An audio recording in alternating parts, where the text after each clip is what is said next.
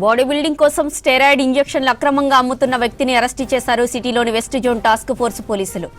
నిందితుడి దగ్గర నుంచి 1,60,000 విలువైన స్టెరాయిడ్ ఇంజెక్షన్స్ స్వాధీనం చేసుకున్నారు.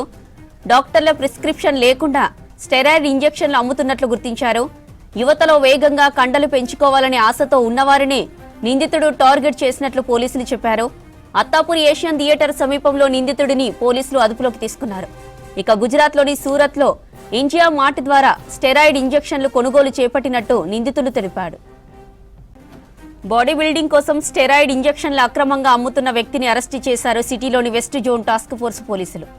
నిందితుడి దగ్గర నుంచి 1,60,000 విలువైన స్టెరాయిడ్ ఇంజెక్షన్లు స్వాధీనం చేసుకున్నారు. డాక్టర్స్ ప్రిస్క్రిప్షన్ లేకుండా స్టెరాయిడ్ ఇంజెక్షన్లు అమ్ముతున్నట్లు గుర్తించారు.